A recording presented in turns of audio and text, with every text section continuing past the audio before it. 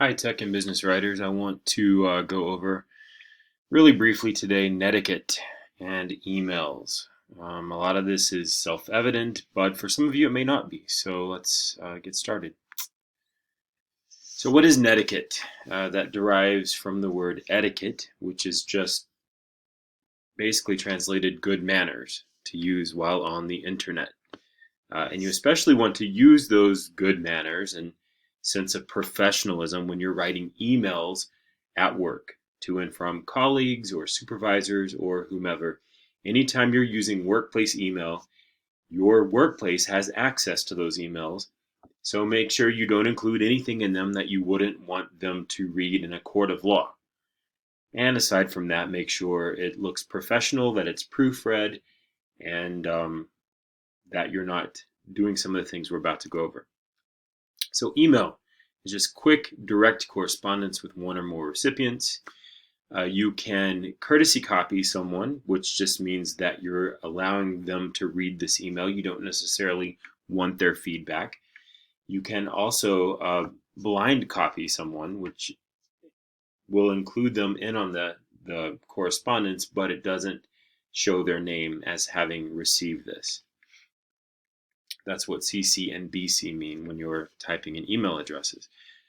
You can create groups for groups of individuals you frequently email and just type in the group name. Make sure that your subject lines, as with memos, have specific subject matter in them.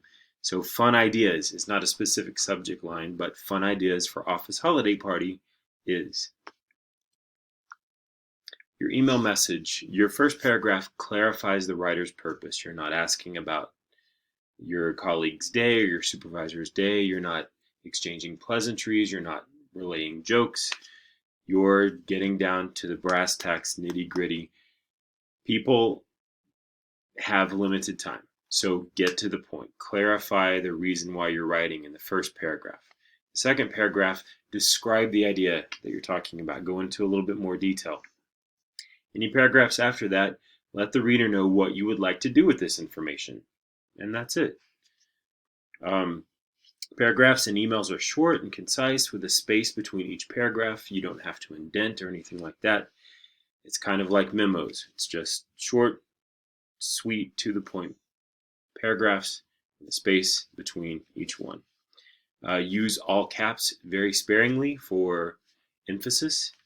And then make sure that you begin every sentence with a capital, end with a period. Use correct grammar and punctuation. You want to proofread before you send these out because, again, this is a direct reflection on you and your level of professionalism. Here's an example of an email to my supervisor at cisco.edu. A specific subject line here, ideas for office Halloween party.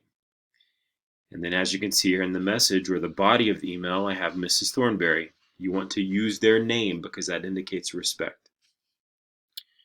Mrs. Thornberry, comma. First paragraph here, I'm clarifying why I'm writing. I'm writing to run some ideas by you for this year's office Halloween party. I want to make sure you sign off on any office-related happenings and keep you in the know. Again, this isn't an academic essay. This is rather informal, but formal enough and professional enough that I want to make sure I've written in complete sentences, capitalized what I should have, using the correct punctuation, etc. Second paragraph, I'm describing more about this idea for what I have for the office Halloween party. I would like to use some petty cash to buy a few decorations and snacks and punch for the party. I'm thinking $50 should cover all the basics we need. I can use my educator's discount at Sam's Club for a few extra savings. It looks like Thursday, October 29th from 3 to 5 p.m. would be the best time to have this party since half the staff will be out the following Friday. Again, so I've described this idea that I have after clarifying why I'm writing in the first paragraph. In the last paragraph, I let the reader know, in this case Miss Thornberry, my supervisor, exactly what I want her to do with this information. Let me know what you think of this idea as soon as you have a chance. Thank you for your consideration, and please know I'm open to ideas. Regards, Kyle Smith. Again, you want to end politely, but you don't want to be too sweet.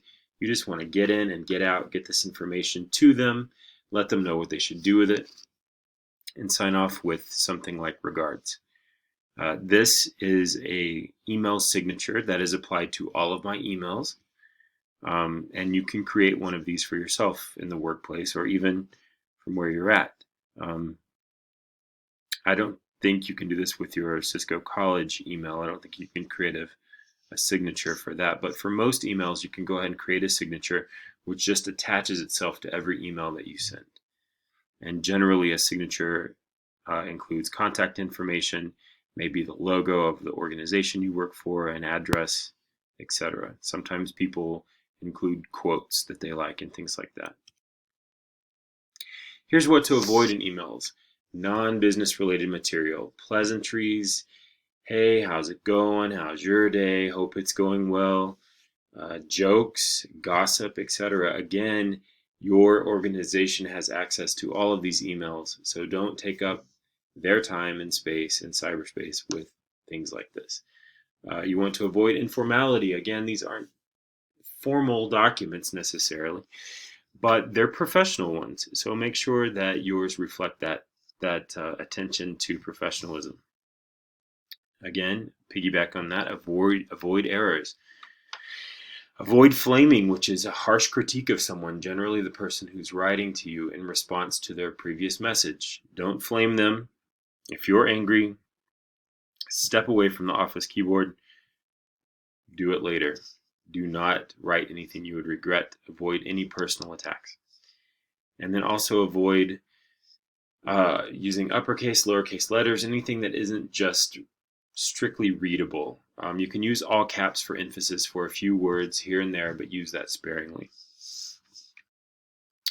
All right, and that is pretty much it. Your lesson on netiquette and writing emails in the workplace. You have an assignment this week. Make sure that you check that out, and make sure you read your text before you do that. All right, thank you so much. If you have any questions, let me know.